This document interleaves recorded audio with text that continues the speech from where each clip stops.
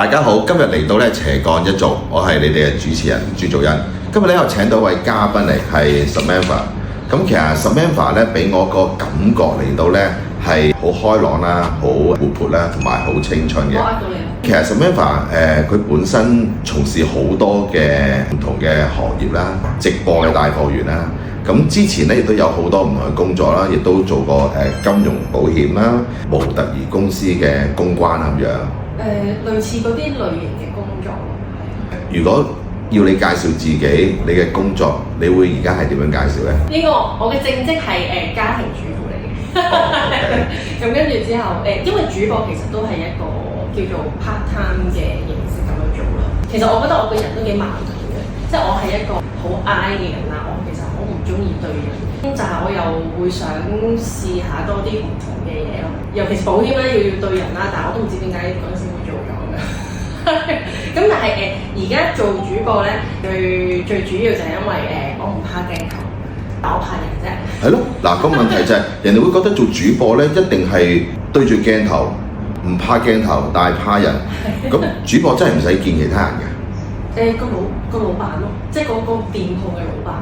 做主播最大嘅壓力咧就係嗰個鋪頭嘅老闆係喺度咯。係啦，因為當你試到一樣唔好食嘅嘢，究竟你點咧？究竟你選擇觀眾啊，定係講出個事實咧？咁你通常會點樣㗎？我係講事實嗰啲嚟嘅。吓？咁個老細未揸你型咯？所以我曾經就係最近就試過，就係跟住個老闆就叫我第二日唔使去。哦，OK。咁但係做咗嗰日有冇糧出啊？有。你哋點計㗎嗰份糧？我哋係有個底薪再加 commission 嘅。你一晚揾得最多錢係幾多錢度？本身就做3個鐘啦，即係直播。咁就本身就有個底薪咁樣啦。咁跟住個 commission，其實個 commission 係好低嘅啫。所以就好睇嗰個場次係究竟賣啲乜嘢嘅貨品咯。賣啲平少少，譬如可能零食啊嗰啲，其實你個數真係有限嘅。最好揾嘅嗰一場就係做啲海味場嗰啲咯。鮑參翅肚。係啦，類似嗰啲咯。嗰場應該有2000幾。薪金2千幾，咁賣嘅貨賣幾錢啊？9萬幾個嘛。哇，差唔多10萬喎。係。哇，咁你都好勁喎！我見到有啲明星帶貨咧，都冇你咁多喎。都唔係嘅，所以我就頭先就話睇你賣乜嘢咯，10幾萬零食都可以賣到10幾萬㗎，係咪先？咁我想問下，其實嗱，由你本身做過保險啦，做過2間保險公司啦，跟住又做過model 啦，咁但係一嚟到做呢個直播帶貨，俾我感覺啊，係完全唔同嘅行業或者唔同嘅性質嘅喎。你點樣去突破自己轉變到做到呢樣嘢咧？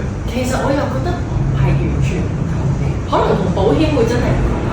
咁保險其實所以都係純粹要揾食啦，所以就入咗，同埋因為時間自由啦嗰陣時。咁而做直播，我覺得其實同我以前做 model 係，我覺得都類近啦，即係都叫做擺翻半隻腳入行咁樣啦。因為其實你做 model 你都係對鏡頭啫嘛。係。但係叫做 model 唔使講咁多嘢，我一定係啦。咁其實呢樣嘢係同我自己本身個人又係有啲好矛盾嘅。我本身其實我唔係唔中意講嘢嘅，即係我唔係嗰啲好容易諗到要講咩啊，或者係好 high，我又唔係嗰啲人嚟嘅，係啦。咁所以做直播對於我嚟講，第二個難度就係我要個3個鐘我要 keep 住自己好 high。係咯，點樣 keep 到咧？其實你問我都 keep 唔到啊。雖然我咁中意講嘢。個中意講嘢嘅人應該得嘅。你叫我講10分鐘我就得，如果講3個鐘我真係頂唔住。咁你有 product 講啊嘛？係啦。係啦，咁我唔係嗱，你叫我講10分鐘我都唔得㗎，如果冇 product。咁當然事前要做功課咯，即係可能你要 search 下，即係我唔係真係樣樣嘢都識。真係冇觀眾問嘢嘅時候，你就攞啲功課出嚟，就睇下可以點樣再去介紹啊。咁其實你覺得你之前做嘅工作對於你做直播有冇幫助咧？有嘅。即係由好細個嘅時候做 model 嘅時候，咁多年嚟咧，你會好知道嗰件貨或者係嗰間鋪個老闆要求啲乜嘢啦，究竟啲老闆想聽啲乜嘢啦。咁保險亦都係一樣好，你要好執生、好轉數快嘅嘢嚟。其實我都覺得係，因為你個客問咩，你估佢唔到㗎嘛，總有啲撩撚嘢會問㗎嘛。係啦，咁又係要 train 到你好變數要快。其實我覺得你應該係比較謙虛。頭先你講咗一個好重要嘅一點，就係話你會喺做直播之前咧，係會做一啲預備㗎嘛。即係譬如product 入邊有啲咩嘅成分啊，或者係有啲乜嘢嘅賣點啊嘛。其實我自己覺得，因為我都有做保險嘅，我覺得保險咧其實就係要有好充分嘅準備啦。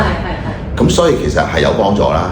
第二就係你做 model 嘅時候，你都係要見人。你係我咁多個嘉賓入邊咧，最識配搭啲衫嘅配搭啦，同埋手錶又配埋耳環顏色，其實即係有幫助嘅。你係做咗你唔知道，呢啲就叫不經意。即係我都好贊成係試啲嘢係唔緊要嘅。可能某啲人會覺得都唔定嘅，即係或者做呢份工又可能做一排又唔做。但係我會覺得有時趁後生試多啲唔同類型嘅嘢，其實都係好，可以從唔同嘅工作學到唔同嘅嘢啦。我覺得即使係同一類型嘅工作，但係你對唔同嘅人啦，你可能呢間公司係做衫嘅，另一間公司可能做家品嘅，咁其實你對每方面嘅嘢其實都會有得着同吸收喺度。其實我訪問咁多人咧，佢哋都有共通點啊，就係話做唔同行業咧，可以吸收到唔同嘅知識同埋經驗同埋人物。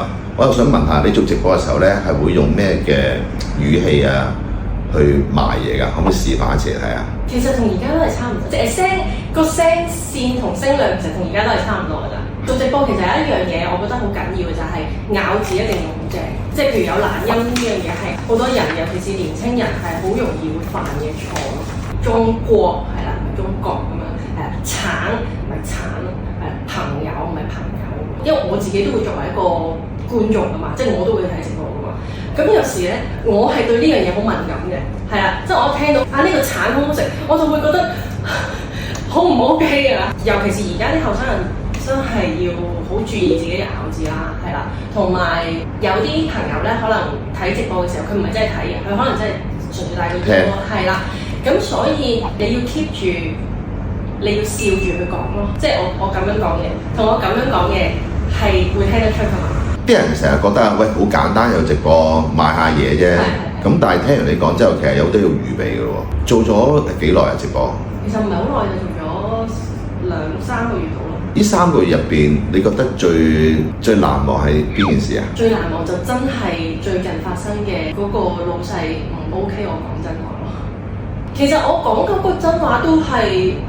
我都唔係踩緊佢見貨嘅，當然，即係我唔會話哇好難食啊！我唔一定會咁講啊嘛。即使我真係遇到呢啲咁情況啦，可能嗰嚿肉真係有觀眾之前買過咗，就已經留言就話哇真係好韌喎，真係咬唔到喎。咁我試嘅時候的而且確係韌嘅，係啦。咁我就會可能轉化少少字眼咯，即係譬如可能佢呢個肉質係真係偏實嘅。佢唔係真係一咬落去好腍嗰啲嚟嘅，咁可能用啲偏實啊或者有咬口啊呢啲字眼啦。咁而最近嗰次發生嘅事咧，就係本身應該係有啲酸甜嘅感覺嘅，咁但係個老細就唔 OK，我有酸呢個字咯，係啊。咁但係個問題嗰樣嘢本身真係酸甜㗎嘛，係啊。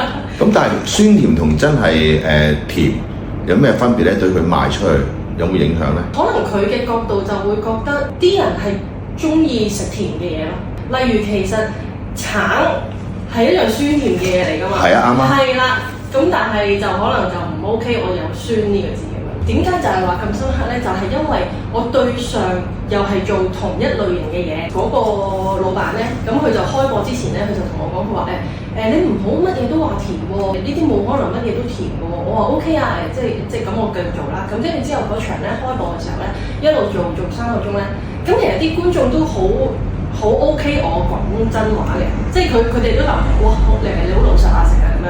咁跟住有啲會問我咁你下場幾時做啊咁樣啦？即係每個老闆要求唔同啦，係啦。咁跟住之後後尾就遇着一個老闆但我就唔知道原來佢唔 OK 酸呢個字嘅咁樣。咁我就叫做犯咗呢個錯啦。我自己覺得又唔係犯錯嘅，因為你都係講真話啫。我覺得呢一個係你嘅過往工作訓練出嚟，同埋你本身個人嘅性格。因為你頭先講做保險一定要講真話啦，你冇得係將啲唔係嘅嘢係去呃人噶嘛。就算呢份你做直播，你都要講真話，因為人係因為相信你。係啊。即係我成日會覺得，因為我頭先都話，我作為一個觀眾，我都想個主播講真話啦。講真，樣樣都好食，樣樣都甜，咁使乜我哋啫？即係其實個老闆自己做都得啦，講真。即係